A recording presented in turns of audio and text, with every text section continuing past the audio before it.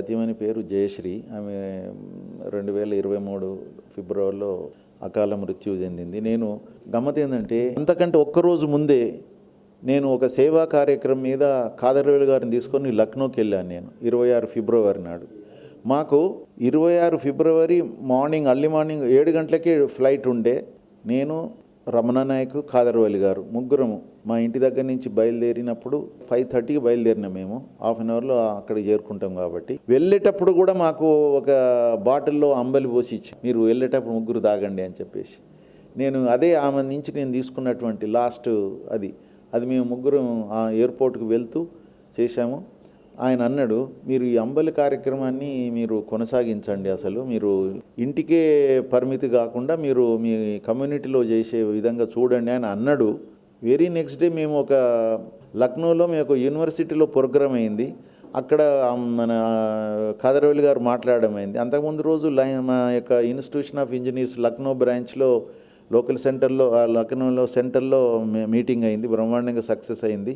దాని తర్వాత అక్కడ యూనివర్సిటీలో మీటింగ్ అయిపోయింది, మేము లంచ్ చేస్తున్నాం. అన్ని మిల్లెట్స్తోని చేయించారు. పాపం 600 కిలోమీటర్ల నుంచి ఒకరిని తెప్పించి అన్నీ చేయించారు అన్నట్టు. అప్పుడే నాకు మిస్సెస్ హాస్పిటలైజ్డ్ అయింది, సీరియస్గా ఉన్నదని తెలిసింది. నేను ఎమ్మడే రిటర్న్ అయ్యాను. ఆమె ఒక్కరోజు కూడా మనం ఇంకా కొన్ని రోజులకు భవిష్యత్తులో నువ్వు నాకు చేయాల్సి వస్తుందో నేను నీకు చేయాల్సి వస్తుందో అంటే ఆమె ఏమన్నదంటే, మీరు నాకు చేసేటువంటి అవకాశం మీకు కల్పియను, ఒక్కరోజు కూడా కల్పియను అంటే ఎప్పుడు అంత సుస్తుగా ఉంటావా అని నేనన్నా, ఎప్పుడు మంచిగా సుస్తుగా ఉంటావా అని నేనన్నా. నవ్వి ఊకున్నది. కానీ నేను లాస్ట్కు చూస్తే ఆమె లాస్ట్ హాస్పిటల్కి ఎప్పుడైతే ఆమె 60 కిలోమీటర్ డ్రైవ్ చేసుకుంటూ అవుటర్ రింగ్ రోడ్ నుంచి గచ్చిబౌలి దాకా పోయిన తర్వాత ఓ దగ్గరకు పోయేది ఉండే. ఆమె పక్కకున్న అసిస్టెంట్ చేయి పట్టుకున్నవాడు చల్లగా ఉంది. మేడం మీరు చల్లగా అయినరు, మనం ఇక్కడ ఏఐజీలో చూయించుకొని పోదామన్నారు. ఏఐజీలో చూయించుకుంటున్నప్పుడే వాళ్ళ డాక్టర్ల ముందే కొలాప్స్ అయింది. అయితే నేను ఇమ్మీడియట్గా వచ్చినాను. సరే అయిపోయింది. దాని తర్వాత ఒక ఆలోచన వచ్చింది.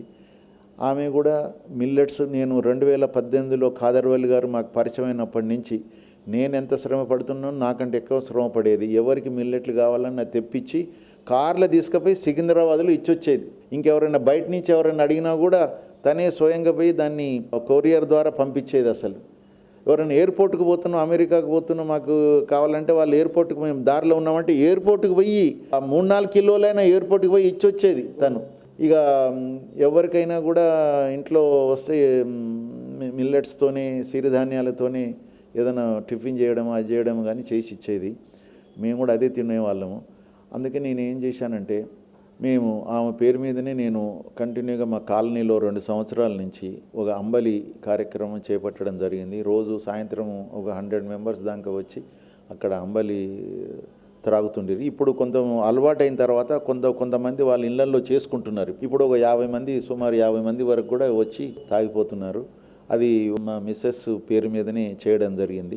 అదేవిధంగా మా ఊర్లో కూడా నేను ఒక ఇదే కార్యక్రమాన్ని చేపట్టాలని అనుకుంటున్నాను. ఊర్లో కూడా ఒక 100 మందికి డైలీ అంబలి కార్యక్రమం చేయించాలని కార్యక్రమం ఉన్నది. అదే కాకుండా మేము వేరే కాలనీల్లో కూడా ఇవన్నీ వ్యాప్తి చేయించాలని చెప్పేసి మేము కోరుకుంటున్నాం. అదేవిధంగా మా యొక్క కాలనీలని మార్నింగ్ ఒక కషాయం లాంటిది, అంటే ఒకరోజు తిప్పతిగా, ఒకరోజు మన తులసి, ఒకరోజు అతిబల, ఇట్లా వాటిని తీసుకొచ్చేసి నీళ్ళలో వేడి చేసేసి అందరికీ తాపుతున్నాం. ఇది మార్నింగ్, ఇది సాయంత్రం అది నడుస్తున్నది.